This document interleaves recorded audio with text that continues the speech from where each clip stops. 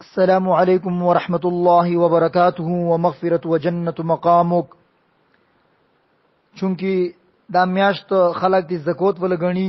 دی وجنه د زکات په باره کې یو څو اهمي مسلې کوو. زکات هر بالغ سړی اور خاصی بندي فرض دا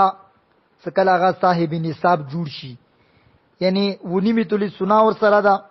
یا 52 تولی چندی ور سره ده یا د 52 تولی چنده څکوم قیمت تا یک قیمت مطابق هغه سره روپے ور سره لکه نن سبو 950 روپے تولا ده یا 900 روپے تولا ده، نو هغه حساب ولګي تقریبا 47250 روپے جوړیږي. نو څکوم سړی سره به 47250 روپے ور سره دي، په دې باندې هم زکات شته ده. نه بلیغ وړ کی یا جلکې په مول باندې زکات نشته ده. څکورونو کې کوم وړ کی یا جلکې زنونو تر په جمع کوي څنګه نه بلیغ دي، هغه باندې هم زکات نشته ده. چو سړی دی خپل لونو په نامو باندې په سنا خستی ده نه بلیغ دي، هغه باندې هم زکات نشته ده. یتیم بچای ده نه بلیغ ده، هغه سره ډیر روپے ور سره دي، خو یتیم ده اور نه بلیغ ده، هغه ول باندې هم زکات نشته ده. یو سړی ده لیونای ده ډیر روپے ور سره ای څنګه باندې زکات ورکول شي، خلیونای ده دی لیونی په مول باندې هم زکات نشته ده. کچیتا سنا خدي سره وسره ده ونی میتلی ایدی زکات بده په خپل باندې ور کوي، خوند باندې لازم نه ده او نور باندې خوند ګننګور ده. او کوي خدي ته خوند دي زکات لنډوي، خوند دی وفات شولو نو خزه به بیا دي زکات کوي ځکه خوند ذمہور نه ده.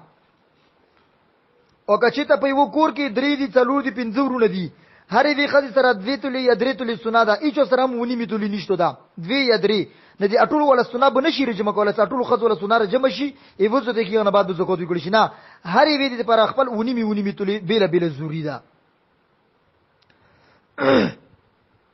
چو سره پیسې ور سره یې په قرضې باندې بل چوته ورګړي، په دې باندې هم زکات شته ده.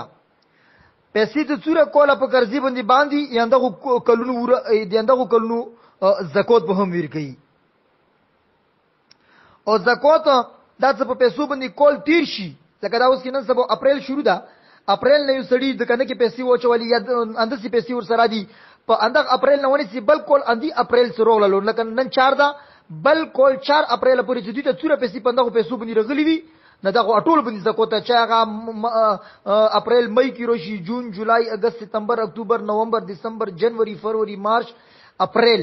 یعنی دا روح کول کې څه کله څوره پیسې په دغه روپۍ باندې تروتی زکات په ټولو باندې شته. دا څنګه صدا اپریل کې د کومي درولې اندغه بل کول ته اپریل پر اندغه پیسې سبيږي سبا ته کومي رولې هغه ته بل کول نه پندې کول کې نه سمیاشت کې کوم ټیم کې کله پیسې رولې یا ټولو باندې یو کول غنل شي بل کول بو وته نشي غنلا.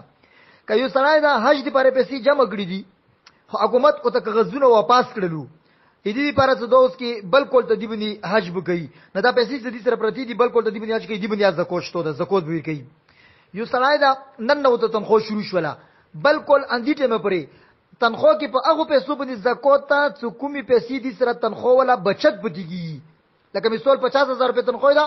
40000 خرچه ده 10000 نه پدیږي بلکل ته 10 نه 120000 جوړیږي نه 120000 کومي دي سره بچت پوتی په مغو باندې زکات وي، په ټولي تنخواه باندې زکات نشته ده. اندازې سره زکات چوک نشي ګورځ وای بس اندازې سره زدوره زکات وکاو ځکه هیڅ پاتې نه لګي څه کام ورکی یا زیات ورکی کا کام ورکړو ګناګور ده کا زیات ورکړو اجر ملوي کې بیا پاتې نه لګي.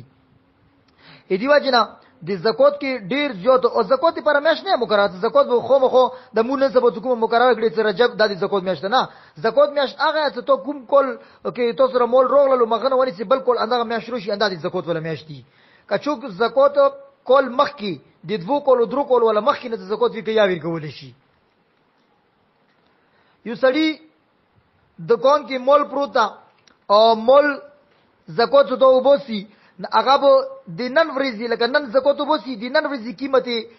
خرید ولګي، مثال دې سره دکنه کې دوی پرتا ده او مثال یو بوتل پروت یغه بوتل بازار کې نن قیمت 50 روپے ده بس نن ورځې ور قیمت ولګي اگر چې دې په 30 روپے خسته خدای ته زکات وبوسی د کوم فتاوی کوم فتاوی کړي په کوم هغه باندې کول باندې هغه اندغه چې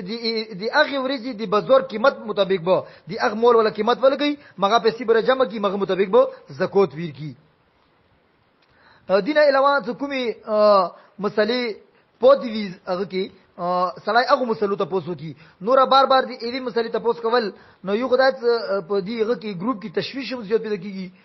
ملګرو ته هم لاندې بوج جوړیږي او کله چې ته خو دی ویني مسلې بار بار ته پوس ولا څه د کومي مسلې مو کې دغه کې نه ته پوس کې هغه به مو ته پرایویټ کې خیر ځکه نسب کا پرایویټ ولا مو ګروپ کې مناسب کنه سره دا ګروپ کې مناسب د زبي ګروپ کې جوړ کوم کني به ملګرو ته په پرایویټ کې جوړ کوم الله تعالی دا خبر باندې مو ته عمل کول توفیق نصیب کړي امين برحمتک یا ارحم الراحمین.